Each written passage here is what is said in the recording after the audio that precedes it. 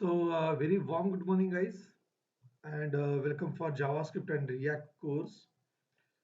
So, in the previous session, we have seen regarding the actually हम fundamentals of JavaScript पे काम कर रहे थे. We were working on the fundamentals of JavaScript. Yes, sir. That is a topic which we are going to forward by today. Okay. आज भी हम उसी topic को forward करेंगे. So today is our day 4. Okay. So just I will copy this one and just I will paste it over. Thursday, day 4. Okay. Let's move forward. Now, yeah. So in the previous session, there were the couple of topics which we have just seen and completed. आज के session में हम उसका ही part आगे forward करेंगे. Okay, we will just forward the part of it. That is the next point which we are going to see. Okay. So in between, Yes. if you have some queries and questions, you can just ask regarding the queries and questions, whatever you are having without any doubt. Okay, sir. Yeah. So kindly mute the mic, guys.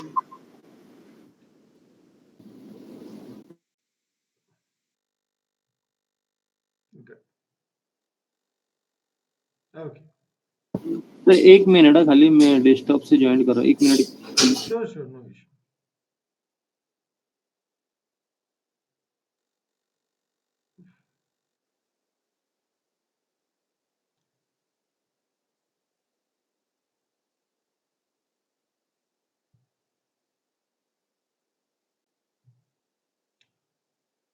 Yes, guys. So now, in the previous session, we have seen regarding the condition statements, operators in the JavaScript, right? हमने पिछले session में यही topic देखा.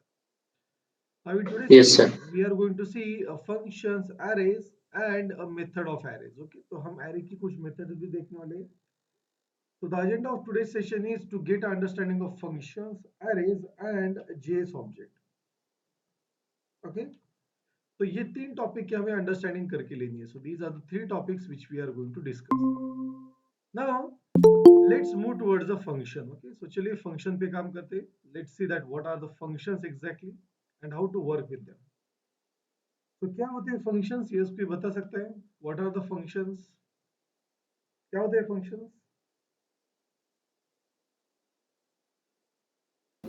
कोई एक particular statement या condition इसको define करके हम मल्टीपल टाइम यूज कर सकते हैं. Exactly, the answer is right. So like say अगर मैंने कुछ कोड लिखा, if I write certain code, okay, I can just use that code again and again. मैं वो code again and again use कर सकता हूँ. That is what the functions are, right? I can just work with the functions in this way. So commonly, functions can be defined as a block of statement. Okay, functions can be defined as a block of statement. Okay, so we can say that a block of code to perform a task. Okay, to perform a task. अब ये जो task होती है ये हम again and again use कर सकते हैं. ओके, सो एक ब्लॉक ऑफ कोड जो है वो मैं बार बार यूज कर सकता हूँ. So it can reusable. So functions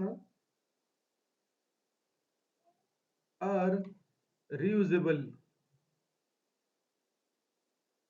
in nature.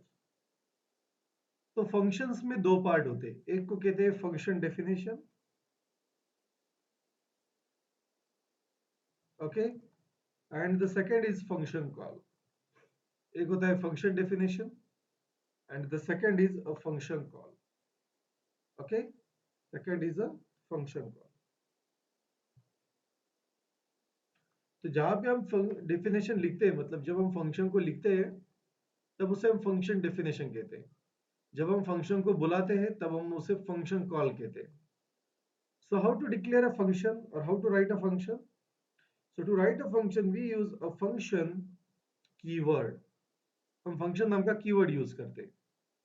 After the function keyword we use a function name. जैसे कि मुझे फंक्शन का नेम लिखना है तो मैं यहाँ पे फंक्शन का नेम लिख सकता हूँ. फिर इसके बाद हम राउंड ब्रैकेट देते हैं. बेसिकली ये जो राउंड ब्रैकेट होते हैं ये आर्गुमेंट्स के लिए होते हैं. जो राउंड ब्रैकेट्स थे, these are for arguments, used for arguments. These are used for the arguments. और फिर उसके बाद हम कर्ली ब्रैकेट देते हैं जिसमें हम फंक्शन को लिख सकते हैं. Function. Hello, sir, voice not clear. Yes, मेरी आवाज ठीक से नहीं आ रही? I am audible?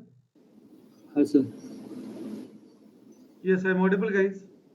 Yes sir, audible. Okay, yes, Sagar, I think so. Yeah. Yes, Sagar, can you just check your network once?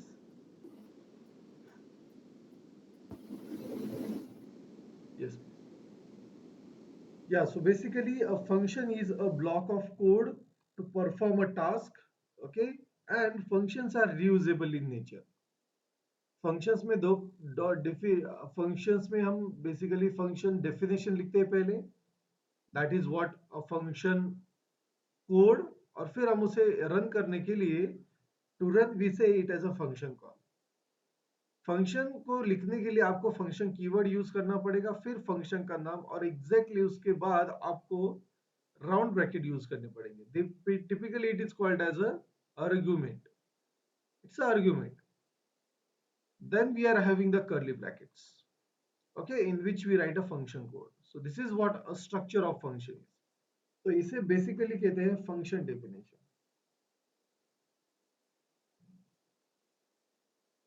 So we call it as a function definition. Okay, we call it as a function definition. तो अभी अगर मुझे इस function को run करना है तो क्या डायरेक्टली हम कर सकते हैं क्या? The answer is no. You need to, if you want to call a function, you need to use a function name, and then you need to use a round bracket. तो फिर आपको round bracket use करना पड़ता है. So until and unless you will not use, or you will not write a code like line number 155, आपका code run नहीं होगा. So this is called as a function call. This is called as a function call. So this is what a function definition and function call comes into the picture. Any question, any query till here? No sir. ये on click पे भी call कर सकते हैं ना? Sorry? On click पे भी call होगा ना? हाँ, ये सभी जगह कॉल होगा. फंक्शन, अगर आपको फंक्शन को रन करना है तो ये स्ट्रेटजी यूज करनी पड़ेगी. अगर आपको फंक्शन को लिखना है तो ये स्ट्रेटजी यूज करनी पड़ेगी. Okay. आप उसे किसी भी लॉजिक से रन कर सकते हैं. ओके? Okay. या. Yes, sir. So now let's move towards the next one. तो अगर फंक्शन, अभी हम एक फंक्शन लिखेंगे, okay, we will just write a function. Like say मेरे पास एक फंक्शन है, function like say restaurants, okay, or like say I will create a function like say print a restaurant. तो मेरे पास जैसे रेस्टोरेंट का एक नेम है, ओके, और उसे मुझे प्रिंट करना है. So like say I'm having a variable called as a restaurant name.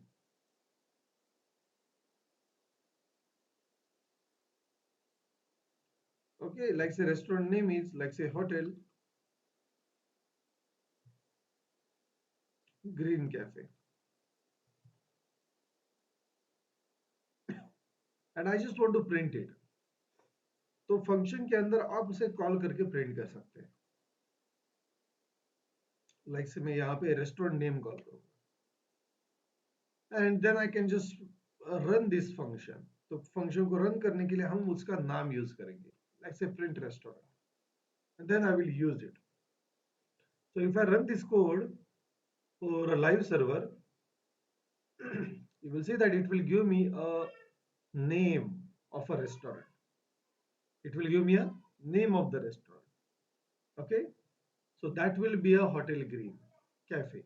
That will be a Hotel Green Cafe. So if I just open a console, you will see that under the console I will get that one. So if I refresh the page, say I'm getting it, Hotel Green Cafe. Now अगर मैं यहाँ पे ये variable directly call कर रहा हूँ, so what happens? It will be get printed. Okay, but अगर मान लेते हैं कि गलती से अगर इस वेरिएबल का नाम रेस से अगर आर नेम हो गया, तो क्या ये कोड रन होगा? The answer is no, it will not run. Why? Because अभी जो मेरा बाहर वाला जो फंक्शन है उसका, सॉरी, बाहर वाला जो वेरिएबल है उसका और ये वाला नाम चेंज हो गया। And if I save this, I will get an error. Okay, तो आपको फिर से वही नाम यूज करना पड़ेगा यहाँ पे। You just need to use the same name over, then only it will run. See it runs. Now अभी हमने डेफिनेशन देखी थी that it is a block of code to perform a task. अभी ये तो टास्क परफॉर्म कर रहा है, बट सेकंड वर्ड से ये मैच हो रहा है क्या functions are reusable in nature? The answer is no. Because अगर इस फंक्शन को मैं बार बार कॉल कर रहा हूं, जिसमें 4 बार कॉल करूंगा, तो मुझे चारों बार होटल ग्रीन ही मिलेगा, होटल ग्रीन कैफे ही मिलेगा। व्हाई? बिकॉज यहां पे मैं एक ऐसा वेरिएबल यूज कर रहा हूं जो फंक्शन के बाहर है, और उस वेरिएबल को हम रीयूजेबल नहीं कह सकते, उस फंक्शन को हम रीयूजेबल नहीं कह सकते। तो जब हम कोई भी वेरिएबल फंक्शन के बाहर लिखते हैं तो उसे हम ग्लोबल वेरिएबल कहते हैं। क्या कहते हैं? Global variable. ये ग्लोबल वेरिएबल्स आप कहीं पे भी यूज कर सकते हैं। ये ग्लोबल वेरिएबल्स आप कहीं पे भी यूज कर सकते हैं। You can just right it anywhere without a trouble. Okay, you can just right it anywhere without a trouble, because ये सारी जगह पे एक्सेसिबल होते हैं। तो ग्लोबल वेरिएबल जैसे पब्लिक ट्रांसपोर्ट, उसमें कोई भी बैठ सकता है। ओके, बट अगर मैं ग्लोबल वेरिएबल अगर यूज करूंगा फंक्शन के अंदर, it's not a good practice. So it is suggested that कि ग्लोबल वेरिएबल आप डायरेक्टली ना यूज करें। So instead of using directly, you can pass those global variable in function call argument। यहाँ पे जो आपको राउंड ब्रैकेट मिल रहा है, these are the argument, तो आप इसके अंदर पास कर सकते हैं। ओके, तो ये जो ग्लोबल वेरिएबल है ये मैं फंक्शन के अंदर पास करूंगा, और उस ग्लोबल वेरिएबल को फिर हम यहाँ पे कलेक्ट कर सकते हैं। Okay, we can collect that data, not variable, data of it. तो मैं उसका डेटा कलेक्ट कर सकता हूँ। सो अगर मान लेते हैं कि मैंने यहाँ पे अगर आर नेम लिखा, ओके, अभी ये जो डेटा है ये मैं कलेक्ट कर सकता हूँ। I can collect this data over here, I can collect this data over here. So यहाँ पे हम दूसरा नेम दे सकते हैं, जैसे यहाँ पे मैं नाम दूंगा लाइक से restaurant. I will just give a name like a restaurant, और अभी ये मैं प्रिंट कर सकता हूँ। So if you save this, you will see that कि पहला वाला मुझे वेरिएबल, पहला फंक्शन मुझे होटल ग्रीन कैफे देगा, लेकिन as I have not passed any data in the rest function call, it will give me undefined। क्यों? Because यहां से अगर मैंने कोई डेटा पास ही नहीं किया तो ये वेरिएबल बाय डिफॉल्ट अनडिफाइंड रहेगा। बिकॉज जावास्क्रिप्ट में जब भी वेरिएबल जनरेट क्रिएट होता है तो उसकी वैल्यू बाय डिफॉल्ट अनडिफाइंड होती है, ये याद रखिए। जब भी कोई वेरिएबल जावास्क्रिप्ट में क्रिएट होता है बाय डिफॉल्ट उसकी वैल्यू अनडिफाइंड होती है। तो उसकी वजह से ये एज इस वेरिएबल को, ये जो फंक्शन डेफिनेशन के अंदर वाला वेरिएबल है, इसको कोई भी वैल्यू नहीं मिली है, तो उस वजह से वो अनडिफाइंड है। तो पहली जगह पे मिल गई, तो चलिए अभी बाकी भी जगह पे दे देते हैं। तो जैसे कि यहाँ पे आप मैन्युअली भी वैल्यू पास कर सकते हैं, जैसे मैं यहाँ पे होटल ताज पास करूंगा।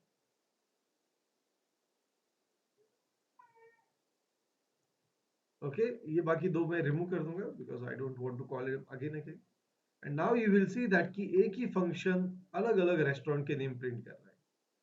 सो this is called as a reusable. इसे रीयूजेबल इन नेचर कहते हैं, कि हम एक ही फंक्शन को बार बार लिख सकते हैं। Okay, I can write it over here, that is what a good thing is. तो अभी ये जो रेस्टोरेंट वेरिएबल है ये इस फंक्शन के अंदर है। तो अगर कोई वेरिएबल सिर्फ फंक्शन के अंदर अगर रन होता है तो उसे लोकल वेरिएबल कहते हैं। Local variable, local variable. तो अभी इसे लोकल क्यों कहेंगे? बिकॉज अगर ये जो रेस्टोरेंट वेरिएबल है इसे मैं बाहर कहीं पे भी कॉल नहीं कर सकता। So if I try to run this like this console.log and then restaurant, definitely I will get an error। that it will say restaurant is not defined. क्यों? बिकॉज ये एक लोकल वेरिएबल है. Local variable function के अंदर ही generate होता है, function के अंदर ही वो एग्जिट हो जाता है, ये याद रखिए. ओके, अगर आपको इसे टेस्ट करना है तो हम डिबगर का यूज करके भी टेस्ट कर सकते हैं. तो चलिए जरा स्कोप ऑफ वेरिएबल को डिबगर से भी समझते हैं. तो मैं यहाँ पे सोर्स पे क्लिक करूंगा. सोर्स के अंदर मेरे पास यहाँ पे कोड है जावास्क्रिप्ट का. So you will see that I am having a JavaScript code main.js. इस main.js के हम just I will come to the restaurant over here, और मैं यहाँ पे एक ब्रेक पॉइंट लगाऊंगा. ओके, ब्रेक पॉइंट से क्या होगा, वो कोड यहाँ पे थम जाएगा. Okay, and now also I will just make one more break point. Okay, दो ब्रेक पॉइंट लगाऊंगा, तो जब मेरा कोड रन होगा तो वो पॉज होगा. दूसरी चीज ये है कि मुझे वेरिएबल्स को चेक करना है. I just need to check the variables. तो चलिए इन्हें अभी चेक भी करेंगे. तो पहला वेरिएबल मुझे आर नेम को चेक करना है. So I will just say that I want to watch our name. Okay, और दूसरा जो है वो है restaurant. So I will just say I just want to watch a restaurant. So I just say watch a restaurant. Now if I refresh the page, you will see that कि जब ये यहां पे आ जाएगा लाइन नंबर 57 पे, अभी तक are name को कोई भी वैल्यू असाइन नहीं हुई है. तो बाय डिफॉल्ट उसकी वैल्यू क्या है गाइस, यहाँ पे क्या दिख रही है आपको, अनडिफाइंड. अनडिफाइंड दिख रही है, राइट. तो चलिए एक स्टेप आगे अभी आगे जाते हैं. Okay, let's move one step forward. Okay, let's move one step forward. तो यहाँ पे मैं कहूंगा दैट लाइक से नेक्स्ट स्टेप. तो यहाँ पे अभी फंक्शन कॉल पे आ गया लाइन नंबर 62 पे. सो लाइन नंबर 62 पे आपको अभी आर नेम पे क्या दिख रहा है, 162 के, मतलब जब वो फंक्शन वैल्यू असाइन हो जाएगी तब. तो वैल्यू असाइन होने के बाद वो डायरेक्टली कंट्रोल कहाँ पे देगा, 162 पे देगा. क्यों? बिकॉज डेफिनेशन पे कोई इफेक्ट नहीं करेगा. So you will see the value of r name is hotel green cafe. चलिए एक स्टेप और आगे जाते हैं. तो देखिए अभी ये फंक्शन के अंदर आ गया. यहाँ पे आपको दिख गया, अभी इसको वैल्यू मिल गई. देखिए जैसे ही ये फंक्शन रन होना खत्म हो जाएगा, ओके, वो वेरिएबल डिलीट हो जाएगा.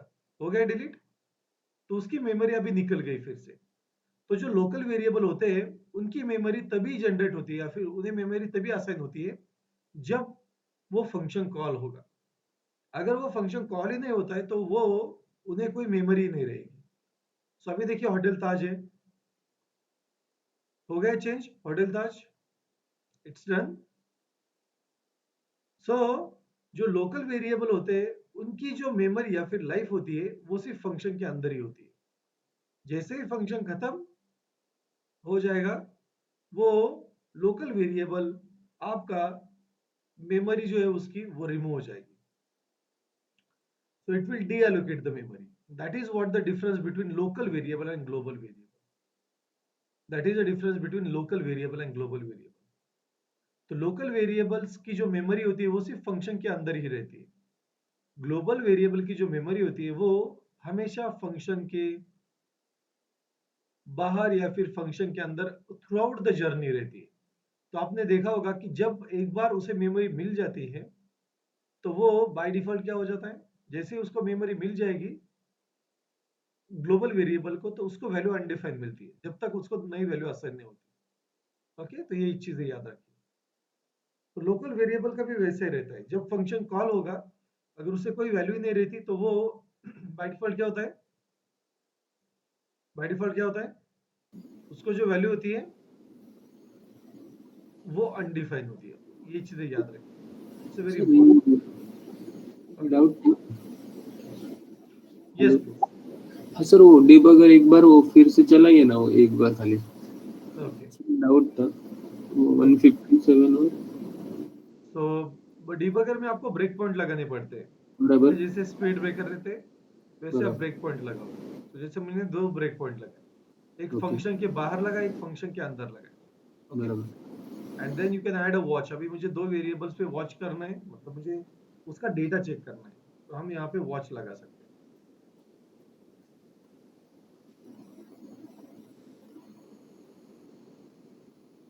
Yeah, and then you need to refresh the page.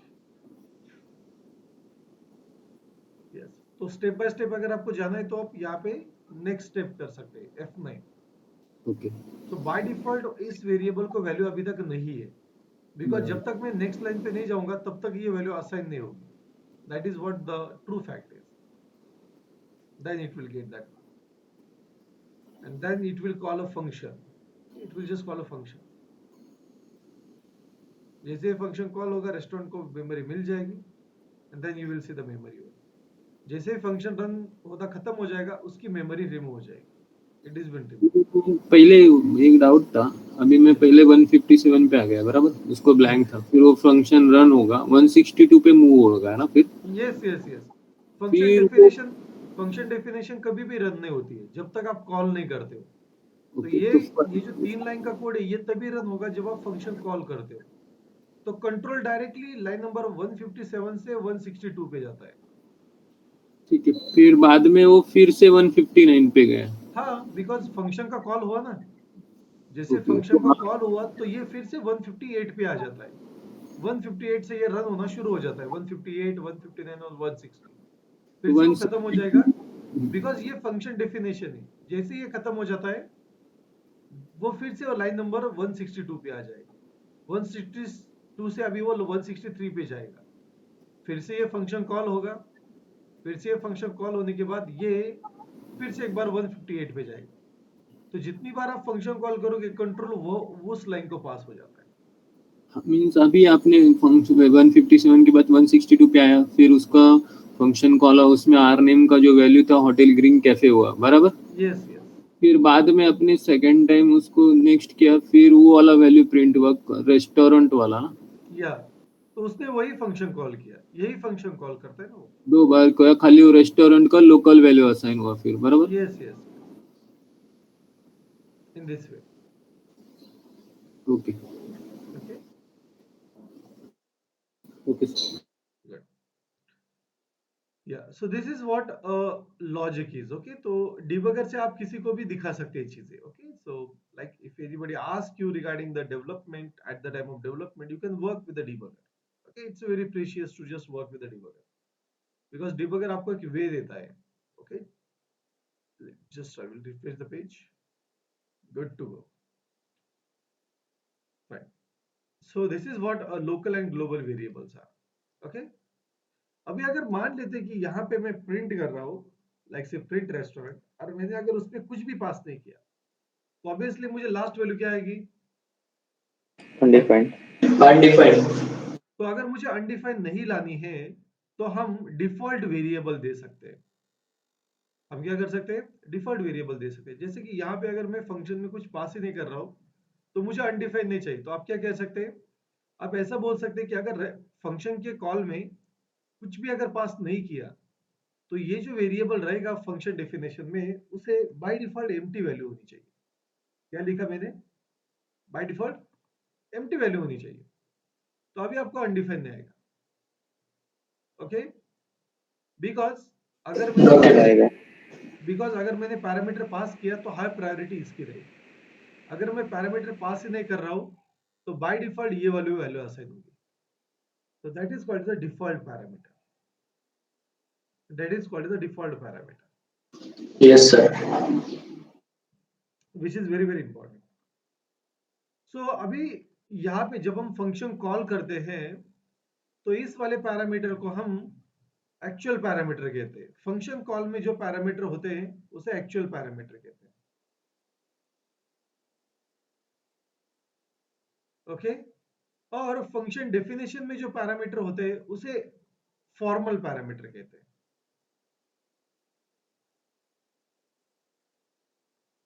Okay. तो यहाँ पे ये जो रेस्टोरेंट है ये एक फॉर्मल पैरामीटर है. Restaurant is a formal parameter. और यहाँ पे जो मैं आर नेम यूज कर रहा हूँ इट्स एक्चुअल पैरामीटर. तो एक्चुअल पैरामीटर में आप एक तो वेरिएबल पास कर सकते हैं या फिर वैल्यू पास कर सकते हैं. मतलब स्ट्रिंग नंबर कुछ भी. आइदर अ वेरिएबल और आइदर अ वैल्यू. बट जब फॉर्मल पैरामीटर की बात आती है तो यहाँ पे आपको वेरिएबल ही यूज करना पड़ता है. You can't pass a value. आप ऐसे वैल्यू पास नहीं कर सकते. It's not a valuable like से ABC. You can't pass it like this. Okay, so it will give you an error. तो यहाँ पे हमेशा वेरिएबल ही होना चाहिए. That is what the condition is. तो एक्चुअल पैरामीटर में आप एक तो वैल्यू या फिर वेरिएबल पास कर सकते हैं, लेकिन जब फॉर्मल पैरामीटर की बात आती है तो आपको यहाँ पे वेरिएबल ही यूज करना पड़ता है. It's compulsory. It's a compulsory.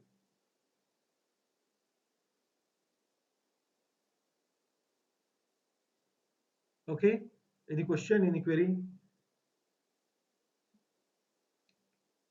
Yes, यहाँ तो कोई क्वेश्चन है? No, sir. अभी जब आप फंक्शन को यूज करते हैं, whenever you use a function, by default जो फंक्शन होता है वो void होता है. by default जो फंक्शन होता है वो void होता है. So void का मतलब क्या? void का मतलब ये है कि आप फंक्शन को रन तो करोगे, बट आपको फंक्शन रिटर्न में कुछ देगा नहीं. इट विल ओनली रन, लेकिन वो रिटर्न में कुछ देगा नहीं. जैसे कि रिटर्न का मतलब क्या होता है? Take an example. जैसे मान लेते हैं कि मैंने नितिन से 50,000 रुपीज उधार में लिए.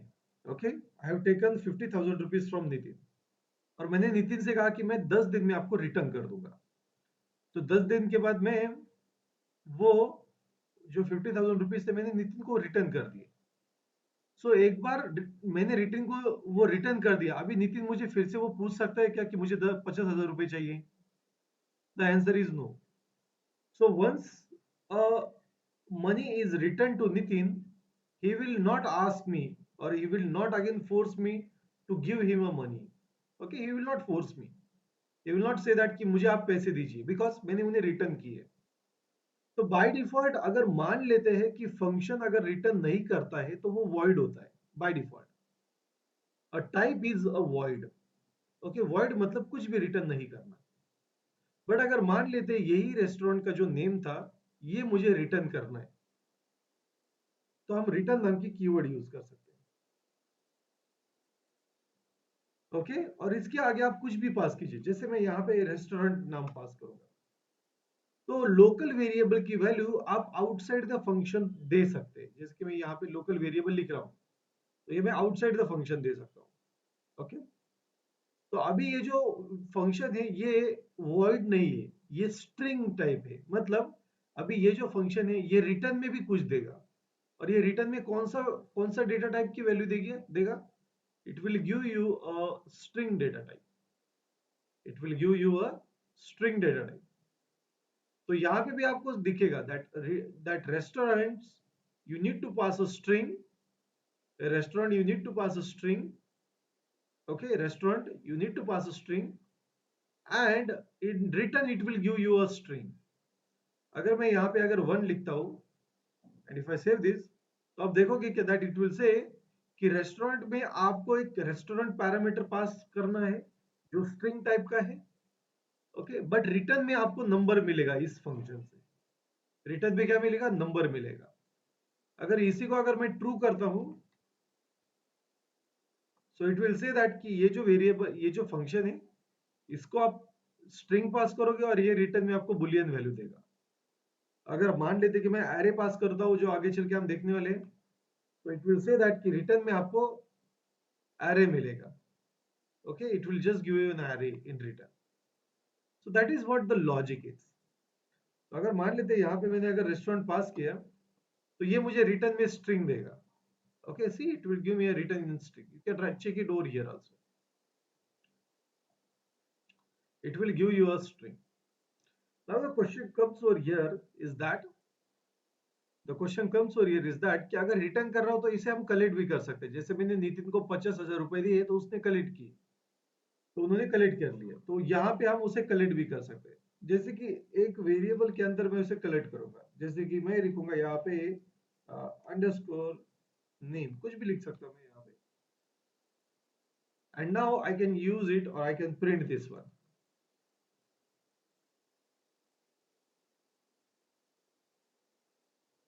So you will see that कि मुझे रिटर्न में होटल ताज मिलेगा. See, on line number 166 I am getting that one. 166. Okay, तो जब फंक्शन रन होगा, ये जो फंक्शन है वो रन होगा, तो it will just go to this one. उसके बाद simply it will just write a code in such a way that just give me a minute.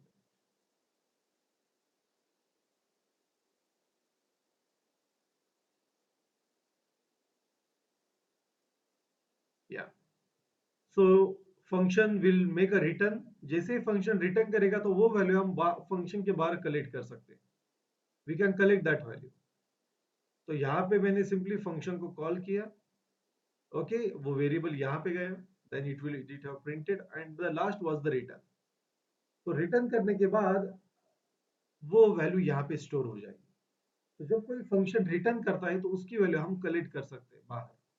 Okay, तो फंक्शन रिटर्न करेगा and that we will do the work. Now I will ask you one question. अगर मान लेते मैंने अगर यहाँ पे 2 return अगर लिखे, लाइक से रिटर्न हेलो, तो क्या प्रिंट होगा? होटल ताज प्रिंट होगा या फिर हेलो प्रिंट होगा, या दोनों प्रिंट होगी?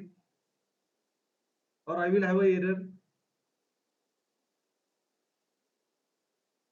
क्या प्रिंट होगा यहाँ पे?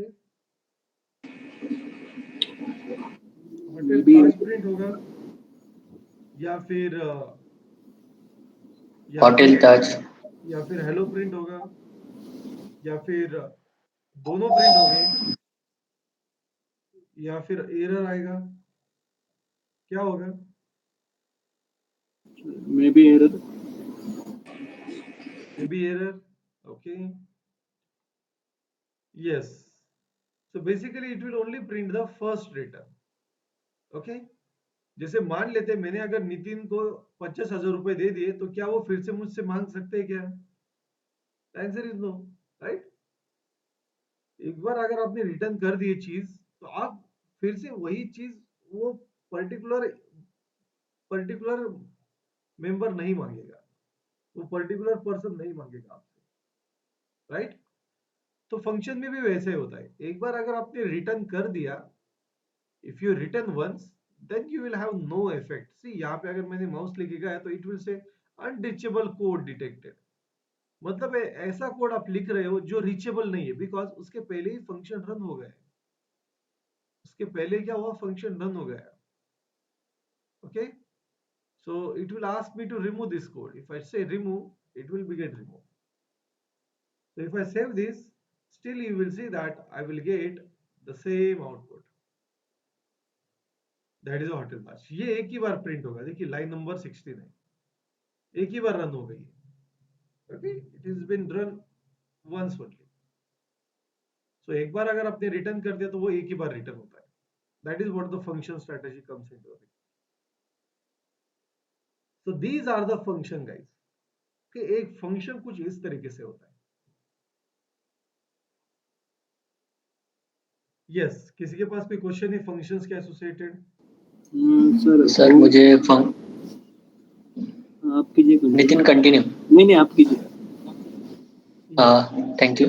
सर मुझे ऐसा डाउट है, फंक्शन में ना बहुत सारे मुझे मतलब जमलिंग होती है.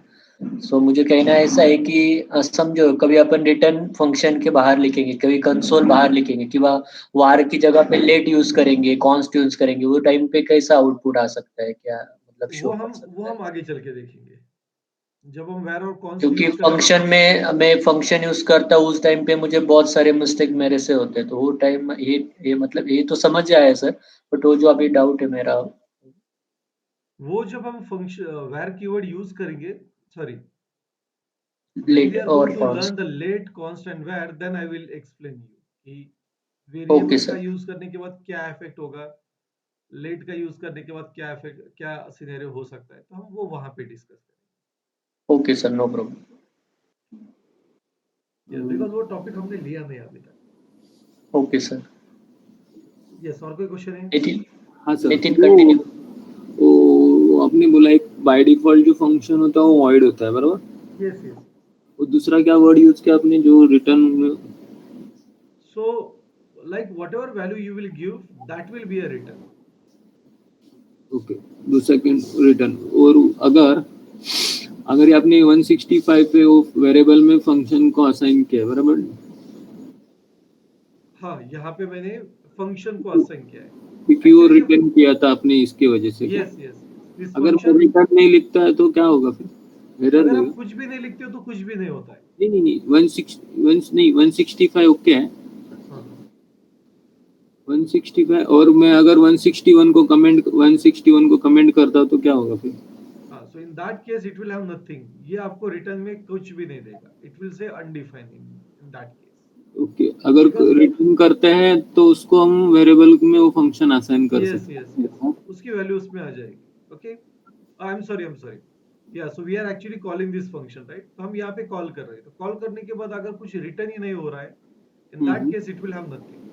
हाँ, अगर आप यहाँ पे अगर कुछ भी पास नहीं करते करते ओके, आप फंक्शन को कॉल नहीं करते, तो ये फंक्शन जो है ये इस नेम को असाइन हो जाएगा। ओके, सो जो भी डेफिनेशन है इस फंक्शन की वो नेम को भी असाइन हो जाएगी अगर आप उसे कॉल नहीं करते हो।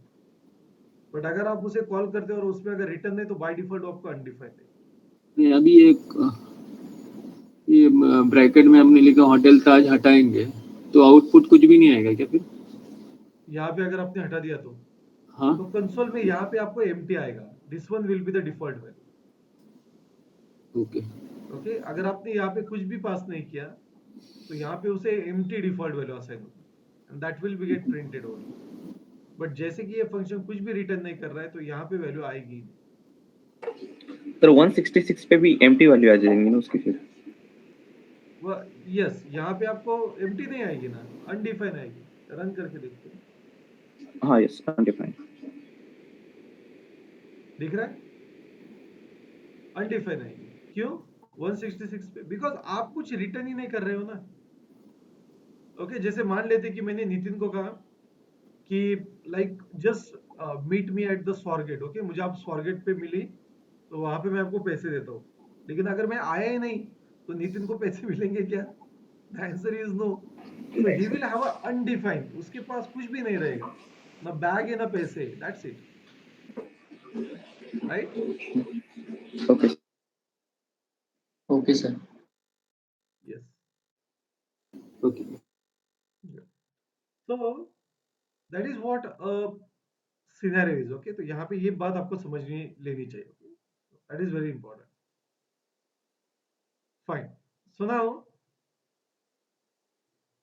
सो जैसे मान लेते हैं कि नाउ, तो this is what a basics of function. Okay, functions में आपको यही क्वेश्चन पूछे जाते हैं, what is the local variable, global variable, default function values.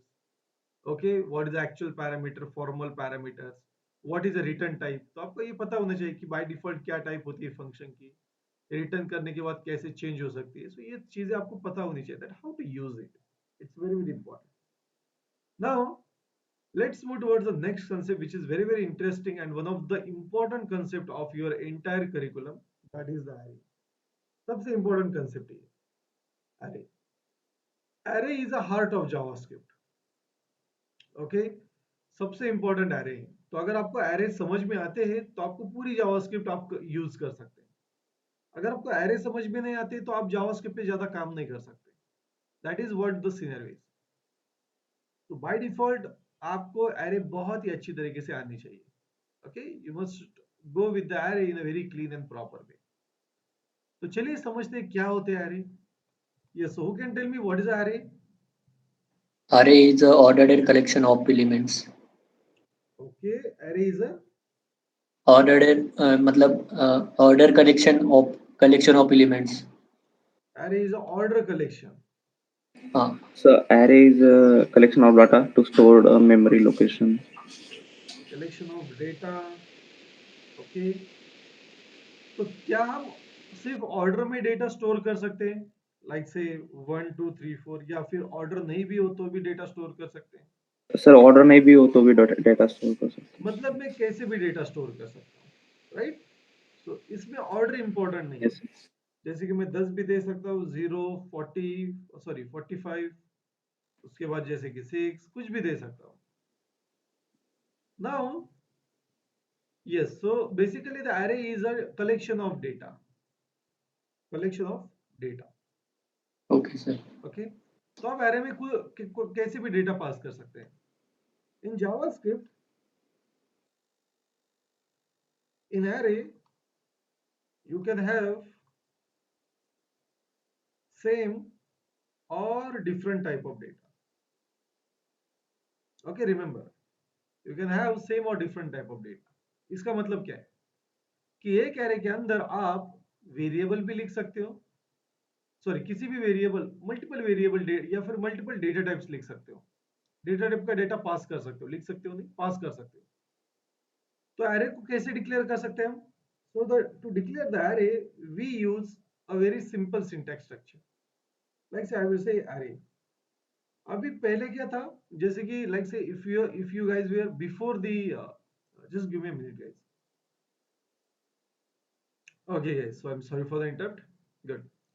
सो अगर मान लेते कि आप अगर 2012 या फिर लाइक से 2012 या फिर 2005 में अगर एरे को डिक्लेयर कर रहे थे पहले, बहुत ही पुराने टाइम में, तो यहाँ पे एरे कुछ ऐसे डिक्लेयर किया जाता पहले। ओके, बट अभी हम ये वाली टेक्निक यूज नहीं करते। So to declare array we use a shortcut, that is the square bracket. तो यहाँ पे हम स्क्वायर ब्रैकेट डिफाइन करते हैं और एरे में आप इसमें डायरेक्टली वैल्यू पास कर सकते हैं, जैसे कि 10, 50, 4, 60, 70 and so on. You can do it like this, you can do it like this. और अगर मान लेते कि मैं अगर एरे को प्रिंट करता हूँ, if I print this array by using console.log, just I will print it. So by using console.log I will just print this array. So you will see that कि जब मैं एरे को print करता हूँ तो मुझे यहाँ पे भी स्क्वायर ब्रैकेट आएगा। So if I extend this, अगर मैंने इस बुलेट पे अगर क्लिक किया, you will C one thing that कि हर एरे को एक नंबर असाइन है। तो लेफ्ट साइड में आपको एक सीक्वेंस दिखेगी which the starting of the sequence is 0. Okay, Index value. exactly. तो लेफ्ट साइड में जो आपको दिख रहा है that is called as array index. Left side में आपको जो दिख रहा है that is called as array index. So basically in the JavaScript, array is having the array index. Okay, array has a array index. इसे आप की भी कह सकते हो। ओके, और ये जो की या फिर एरे इंडेक्स होता है, it starts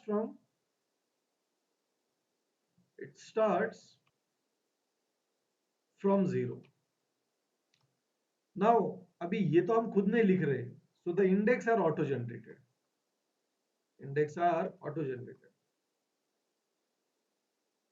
auto generated. So that is what the good thing of array is कि एरे में जो इंडेक्स होते हैं वो ऑटो जनरेटेड होते हैं। Okay, which is very very important. So that is what the array is. Now in JavaScript you can use array of any data type. तो यहाँ पे आप किसी भी डेटा टाइप से ऑब्जेक्ट एरे लिख सकते हो। मतलब जैसे मेरे पास यहाँ पे नंबर भी दे सकता हूँ मैं, स्ट्रिंग भी दे सकता हूँ, बुलियन वैल्यू भी दे सकता हूँ, ऑब्जेक्ट टाइप भी दे सकता हूँ जैसे कि नल। एक एरे भी लिख सकता हूँ इसमें, एरे के अंदर एरे 10, 20, 30, 40, 50, तो मैं ऐसे भी लिख सकता हूँ। आगे चल के हम ऑब्जेक्ट देखेंगे, वो भी हम लिख सकते हैं। आगे चल के हम एक्सप्रेशन फंक्शंस देखेंगे, वो भी हम लिख सकते हैं इसमें। तो एक ही एरे में आप अलग अलग डेटा टाइप दे सकते हो। It's not compulsory that array must have the same data type. देखिए ये रन हो रहा है कि नहीं कमाल की चीज। तो एक एरे में आप अलग अलग डेटा टाइप दे सकते हो and the array accepts all the data types. एक अच्छी चीज ये होती है, गुड थिंग इज दैट कि हर एरे का खुद का एक इंडेक्स होता है। तो देखिए मेरा पहला एरे था बाहर वाला, that is a parent array, it's having a और it starts with index position as a 0। उसी टाइप से मेरे पास I am having one more array which starts with the index position 0। तो एरे जो होते हैं वो इंडिपेंडेंट होते हैं। ऐसा नहीं होता कि अगर पैरेंट एरे है तो चाइल्ड एरे उसके अंदर वाले इंडेक्स पोजीशन लेगा, नहीं। हर एरे की खुद की इंडेक्स पोजीशंस होती है। ओके, और इन इंडेक्स पोजीशन का यूज करके आप उसे यूज कर सकते हैं। You can directly call them. Okay, you can directly call them, so that is what the power of array is. You can directly call them. Okay, so now the question is that how to call a single array data. Okay, how to call a single array data, कैसे call कर सकते हैं हम उसे? सो इसके दो तरीके, either you can use array.at, okay, पहले ये मेथड थी, अभी हम यूज नहीं करते, वी डोंट यूज इट। तो हम क्या कर सकते हैं, to read the array data, to read a single data of an array, we can use a square bracket, और स्क्वायर ब्रैकेट के अंदर हम इंडेक्स पास करेंगे। So this will give you a array value.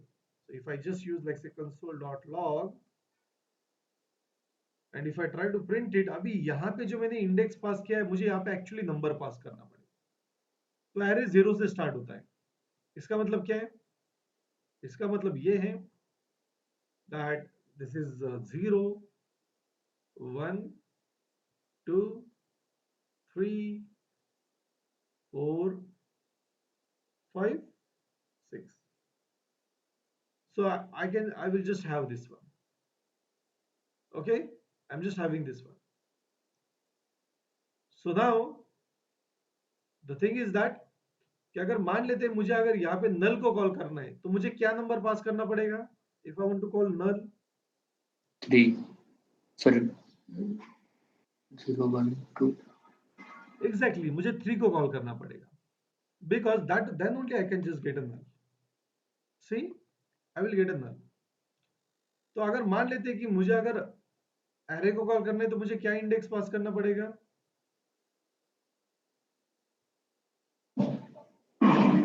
तो मुझे इंडेक्स 4 पास करना पड़ेगा ना, अगर मुझे इंटरनल एरे चाहिए तो पूरा array. So I just need to use like say 4. See, I will get that entire array. अभी मुझे बताइए कि अगर मान लेते कि इस एरे से इस एरे का मुझे अगर 30 कॉल करना है, if I want to call a 30, तो मुझे क्या इंडेक्स वैल्यू देनी पड़ेगी? 2. It's a 2, right? तो यहाँ पे मैं अभी पहला एरे तो हो गया, तो इसके अंदर अभी दूसरा array, so again I can use a square bracket and I can pass a 2, तो मुझे यहाँ पे 30 वैल्यू मिलेगी। See, I will get a 30 value. So this is a power of array. तो यहाँ पे आप एरे को, एक एरे के अंदर दूसरे एरे को भी कॉल कर सकते हैं। जहाँ C++ में हमने मल्टी डायमेंशनल एरे सीखे थे, किसी को याद है?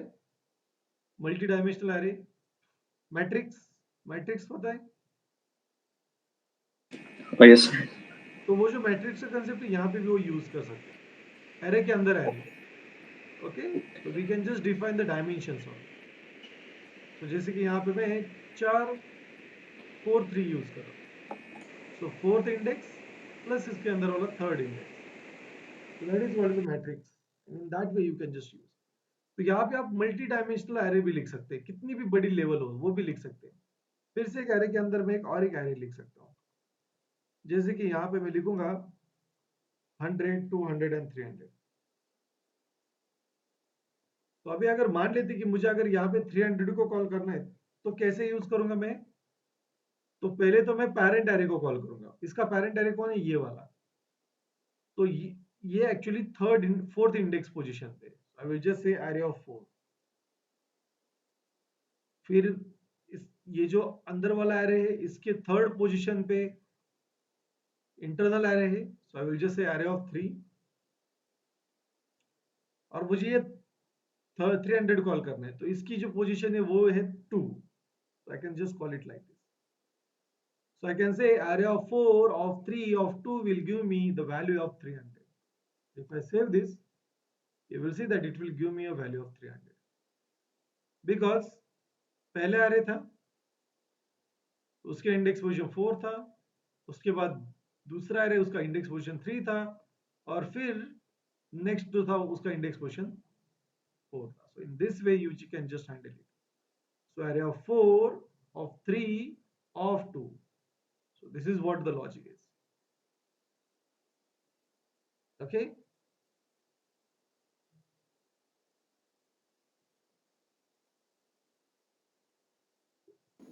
Yes, यहाँ तक कोई क्वेश्चन, कोई क्वेरी है? No, sir. Okay. No. Fine.